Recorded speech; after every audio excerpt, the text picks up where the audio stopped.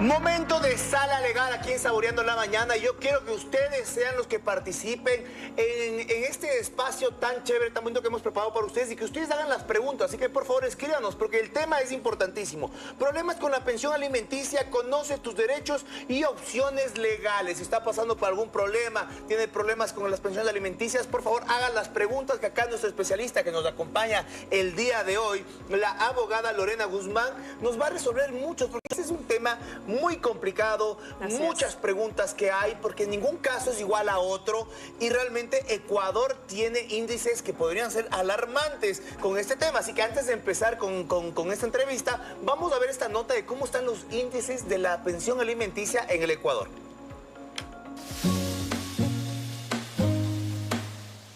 En Ecuador, la pensión alimenticia es un derecho fundamental para niños, niñas y adolescentes garantizado por el Código de la Niñez y Adolescencia. Este derecho abarca no solo alimentación, sino también vivienda, vestimenta, educación y atención médica. En 2025, el Ministerio de Inclusión Económica y Social actualizó la tabla de pensiones alimenticias, estableciendo que, por ejemplo, un padre con un salario básico unificado de $470 debe pagar aproximadamente $138 mensuales por un hijo mayor de 3 años. A pesar de estas regulaciones, el incumplimiento es un problema persistente.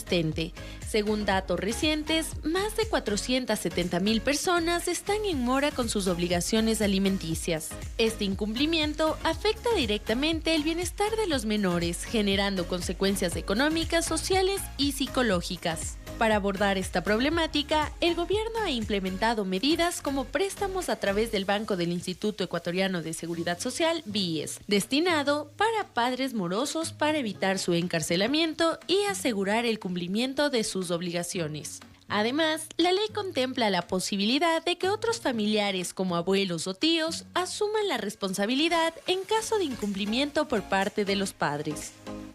Es esencial que se continúen fortaleciendo los mecanismos de control y apoyo para garantizar que los derechos de los menores sean respetados y que las pensiones alimenticias cumplan su propósito de asegurar una vida digna para los beneficiarios, informó María Augusta Rubio.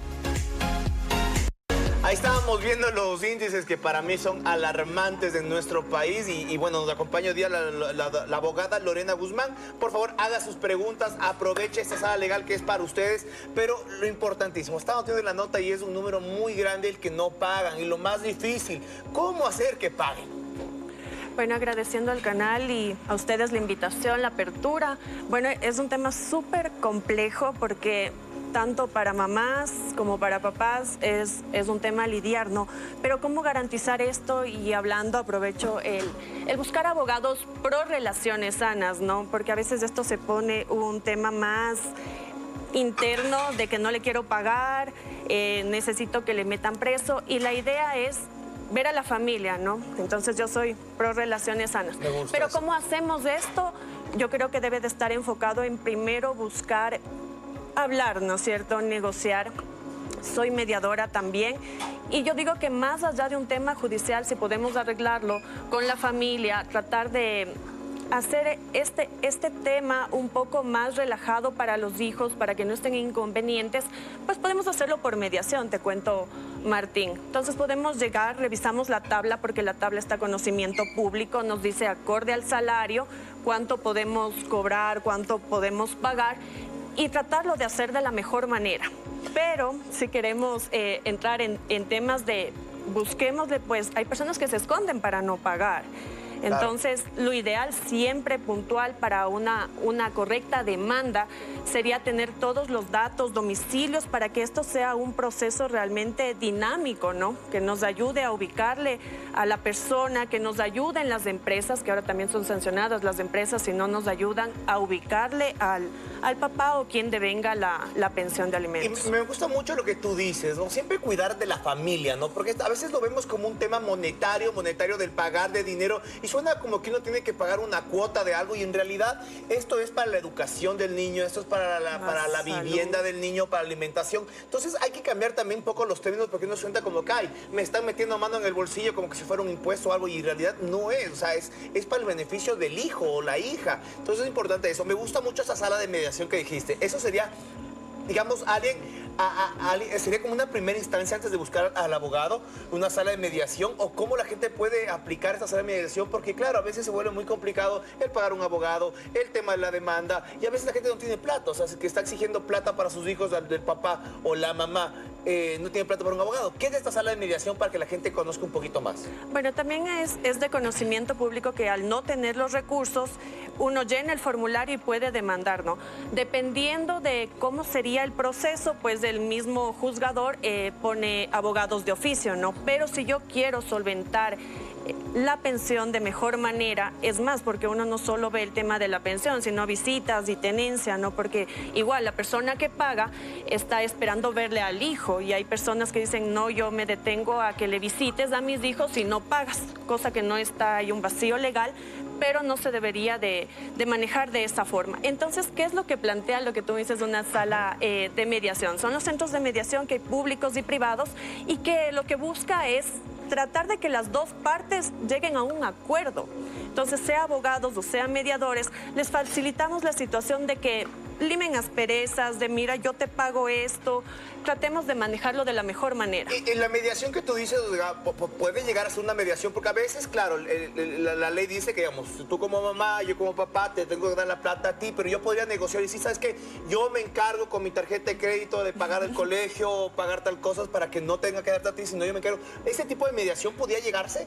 Claro, eso se puede resolver en un centro de mediación y luego si queremos formalizar, pues lo metemos en la vía judicial, ¿no? Entonces esto lo ratifica, lo confirma el juez y esos son los acuerdos a los que llegan. Por acá nos llega una pregunta que es la clásica que muchas personas están viviendo eso. Buenos días, ¿qué pasa si el papá se encuentra fuera del país? ¿Qué se hace ahí? Bueno, la verdad cuando son temas en el extranjero hay que ver dónde está domiciliado. Si tenemos una extensión fuera del país como embajadas, Cancillería, pues nos ayudan a... se puede decir a notificarles por medio de ello fuera del país. Entonces tenemos acceso. Hay lugares donde no hay, pero se requiere igual por medio de organismos internos de aquí tratar de ubicarles fuera del país. Y acá otra pregunta que también es buena, porque sí existen bastantes papás o bastantes personas responsables con sus hijos, con las pensiones, pero aún así este tema es utilizado como moneda de chantaje, que es horrible. Dice por acá, buenos días, mi hijo tiene una mediación, está al día, pero hace un mes ella no nos deja ver al bebé. ¿Qué tenemos que hacer? Él está al día en los pagos, ¿qué puede hacer?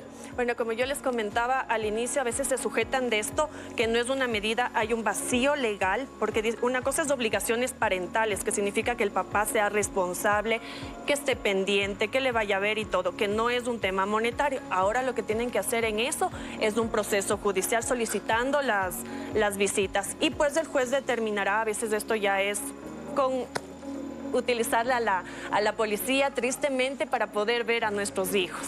Bueno, nos llegan muchas preguntas, muchas son parecidas, ya estás resolviendo también tú muchas incógnitas, pero también se hablaba que pasa que el papá en este caso, que es en general porque puede pasar con la mamá, no puede, desaparece, no paga las pensiones. ¿Qué pasaría con los abuelos? ¿Qué pasaría con los tíos si es que tiene una deuda muy grande con ese tema de alimentos? Bueno, en un momento sí fue bastante complejo, ¿no? Vimos en nuestro país abuelitos detenidos. La verdad, las medidas de apremio para estas personas no avanzan, no deberían, la ley lo sostiene, pero sí hay que pensar en el derecho superior del menor. Entonces sí está determinado en la ley que los abuelos, los hermanos y los tíos son los que se vienen a ser responsables. Entonces si no asoma, nosotros tenemos que lamentablemente plantearles a ellos la responsabilidad, a pesar de que ellos si se hacen cargo también hay derecho a réplica, ¿no? Es decir, si yo como tía, hermana, pagué, me hice cargo, pues después yo le puedo seguir un proceso a la persona, ¿no? A mi familiar que no pagó. Dice, buenos días, yo tengo un niño con discapacidad, el papá no le pasa nada, dice que no tiene trabajo, ya tiene orden de apremio, ¿qué hago? Por favor, lea mi mensaje. Y eso también es complicado, porque digamos, es que este es un tema realmente que hay que dejarlo con pinzas, porque también se trata al papá como, digamos, a veces el papá no puede tener trabajo. O sea, hay mucha gente que sí miente con ese tema, no quiere pasar, pero ¿qué pasa es que yo soy un papá el día que estoy pagando y me quedo sin trabajo? Porque es algo que puede pasar en este país. ¿Qué pasa con las pensiones? ¿Puedo negociar? ¿Me sigue teniendo obligaciones? ¿Y qué pasaría en este caso también? Bueno, cuando tenemos menores con discapacidad, los niños, niñas, adolescentes, o sea, sigue prevaleciendo el derecho. Como sea, yo tengo que garantizar como juzgador que se pague algo. Entonces yo tengo que verlo en un proceso y quien va a juzgar a su sana crítica y quien tiene que responder de si tengo o no tengo, es de la persona que no puede pagar, ¿no? Yo tengo que justificar en audiencia, decir, no puedo pagar, no estoy con trabajo, me pueden revisar el IES, me pueden revisar en tal parte. Entonces yo justifico. Si no justifico, claro, eso es importantísimo. ¿Y qué pasaría? Claro, porque hoy también vemos a muchos jóvenes que están teniendo hijos, que se divorcian o tienen estas demandas de alimentos y que, claro, quizás yo con 20 años me ajustaban a $180, pero en la vida me comenzó a ir mejor, me contrataron más, estoy ganando más plata, le pasa lo mismo a mi expareja que gana más plata. ¿Qué se hace ahí? Porque no me puedo quedar con esa tabla de cuando yo tenía 20 años y ahorita que ya tengo 25 que me está yendo mejor. Claro. Bueno, cuando nosotros abrimos por lo que sea, ¿no? En una parte mencionando que cuando yo me divorcio también abro una pensión de alimentos, también cuando yo necesito regularizar esa situación, ¿no? Entonces, cuando yo ya estoy establecido algo, lo que hago es un incidente a ese proceso. Entonces, ahí pido que revise nuevamente el juzgador, el juez, y nos indique cuál es lo que tiene que pagar, revisando igualmente el IES, la empresa donde está trabajando y garantizar cuál es lo que tiene que pagar en este momento. A ver, dice, buenos días, yo tengo una consulta. Mi papá tiene un juicio de alimentos con un hijo que tiene aparte, pero este hijo ya tiene 21 años y sigue exigiendo el pago mensual y sigue... y continúa exigiendo ese pago. Ya no es menor de edad. ¿Por qué sigue exigiendo? ¿Cómo se puede proceder ahí? Su ayuda. Bueno, cabe recalcar también ahí si es que alguna vez pagó o no pagó. Claro, tendríamos que ver si está al día, ¿no? Ver si está al día, si hasta los 21, realmente cuando cumplió los 21 años se debería de extinguir, salvo y cuando se justifique que todavía esté estudiando. Que esté en la universidad. Y ahí recién se extinguiría. Si no está estudiando, entonces se extingue. Pero bajo este caso, digamos, un padre que tuvo un hijo, no le dio nada, se está esperando que cumpla 21 años como para decir, me zafé de esto, ya no pago, o realmente así tenga 21 años, tiene una obligación si es que no ha pasado nada en toda su vida. Lo que pasa es que si está abierto el proceso, ojo, que cuando uno hace la demanda, desde ahí corre, ¿no? La pensión de alimentos, y eso es lo que yo mando a liquidar y veo los valores que adeudo. Ahora sí, no abrí nunca y recién, porque a partir de los 15 años se puede solicitar la pensión de alimentos, a partir de los 18 años puede solicitar independiente el hijo, entonces eso sí habría que revisar.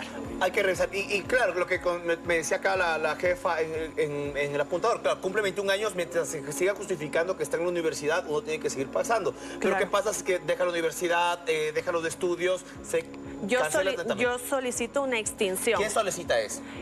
Yo como alimentante, yo como papá o mamá, ¿no? Entonces yo solicito eso al juez, sabe que ya se cumplió, no está estudiando, yo hasta ahí se acabó mi obligación. ¿Y puedo pedir, exigir también a la universidad que siga inscrito, o sea, que tenga, o sea, que sí? Eso ya sería un tema más interno con la universidad. Con la universidad, es que realmente uno creería, pero en estos casos uno ve de todo, o sea, ve de todo, de buenos papás, malas mamás, muchas cosas, o sea, cuéntenos, usted como abogada, ¿qué es lo más importante que tiene que saber el público o la gente que está pasando por este proceso complicado?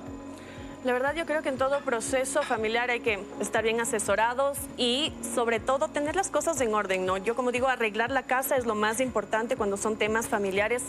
Como digo, soy pro relaciones sanas porque los hijos también tienen estas asperezas con los papás, pero lo importante para cualquier proceso es comunicarse, es hablar, tratar de llegar a algo, ¿no? Por rencor, por algún tema y dañar estas relaciones, ¿no? Yo realmente considero mucho el tema de la mediación, las negociaciones, porque consigo más que estarme peleando hasta por tiempos, ¿no? Porque la justicia se demora un poquito. Se demora bastante y sobre todo se lastima mucho la relación de familia con el tema de papá, con el tema de mamá, los hijos, y a la final este tema está visto para el bienestar de los niños. Y los niños no solo necesitan la alimentación, la educación, sino el cariño, la presencia de papá, la presencia de mamá, el que se sientan avalorados, porque a la final esos son los cimientos de la sociedad, ¿no? La familia, los niños, entonces importantísimo. Por acá dice el tema de las utilidades, ¿qué hacer con las utilidades? Porque claro, una cosa es la pensión que tiene que pasar, pero hay utilidades para las que son las benditas personas que tienen un trabajo y pueden recibirlas. Sí,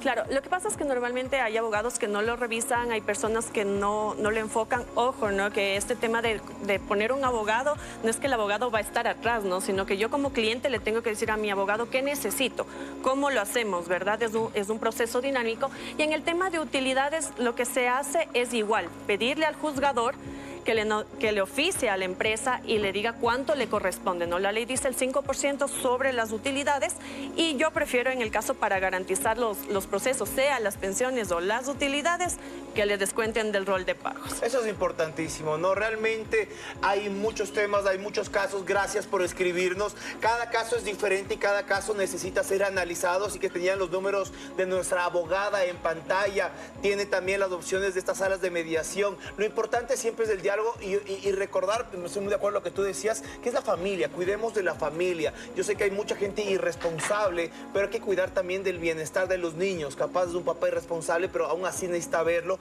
Pero importante, ¿no? Es que qué bestia, este tema es muy doloroso y muchísimas gracias. Lo vamos a seguir tratando más adelante o en otros programas para que la gente tenga un poquito más claro, porque esto es una realidad latente en Ecuador y va en aumento, ¿no?